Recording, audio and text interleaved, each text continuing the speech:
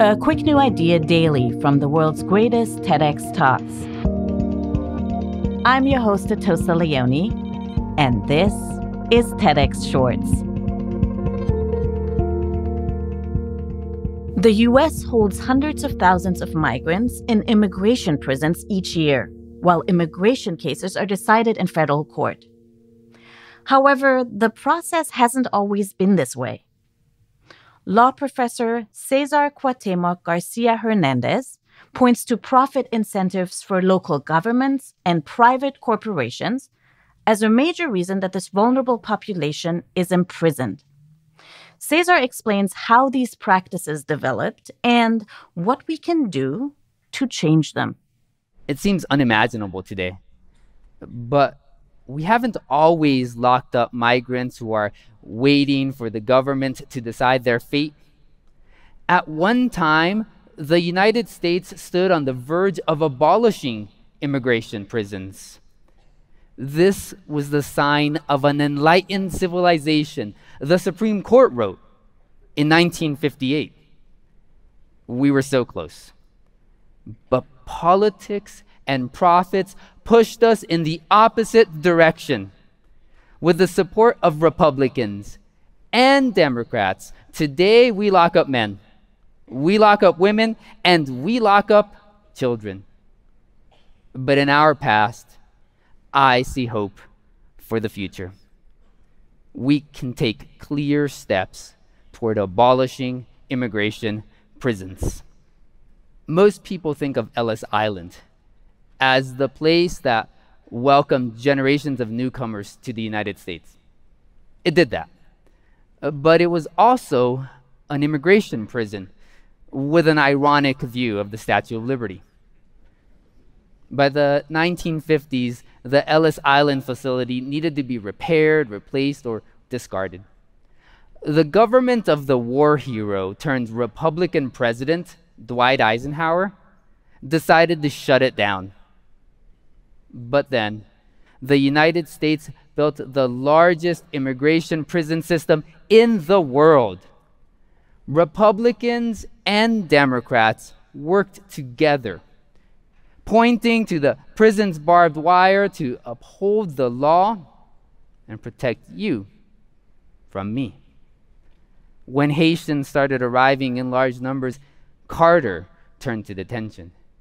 In the 1980s, Reagan followed by jailing Cubans and Central Americans.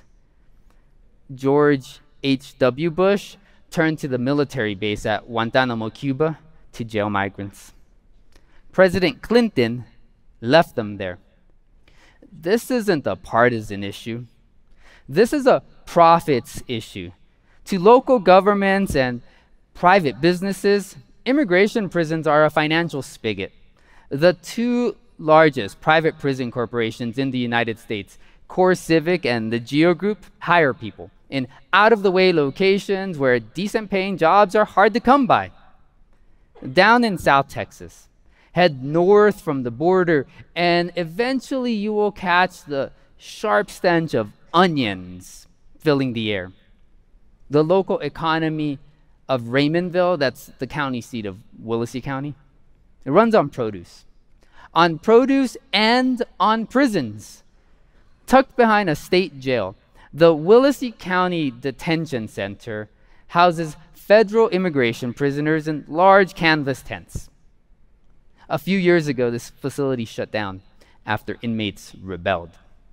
And when that happened, I was not surprised because back when I used to represent clients there, stories of rape, harassment, and abuse were common.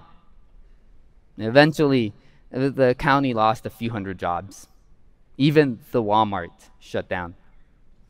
But then, in the summer of 2018, when the refurbished prison was ramping up to reopen, the county's elected officials celebrated.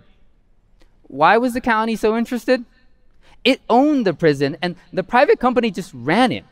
Having prisoners on the inside meant that the private company could hire guards and it could hire nurses, and it meant that the county could pay its bills.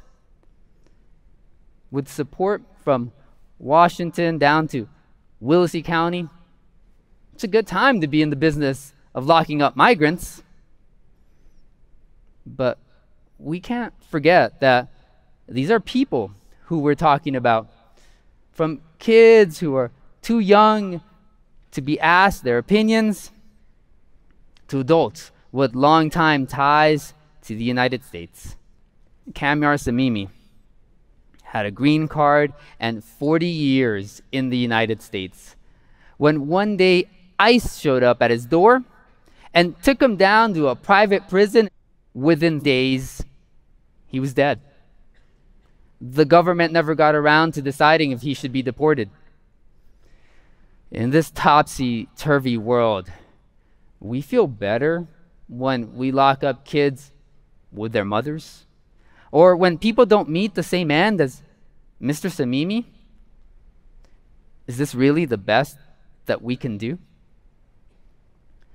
To move the path to a world that's free of immigration prisons does not begin by pretending that migrants are perfect.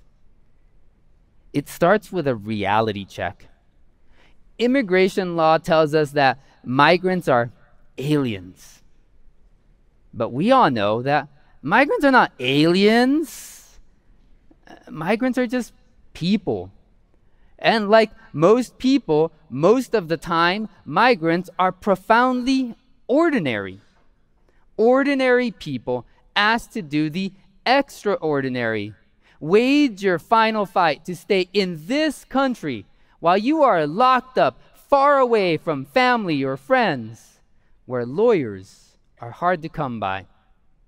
Having a lawyer just means that the courts are more likely to reach a fair and a just conclusion.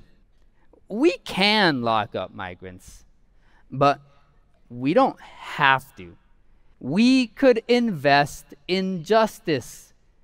We could make sure that every migrant has a fair chance of putting their best legal case forward.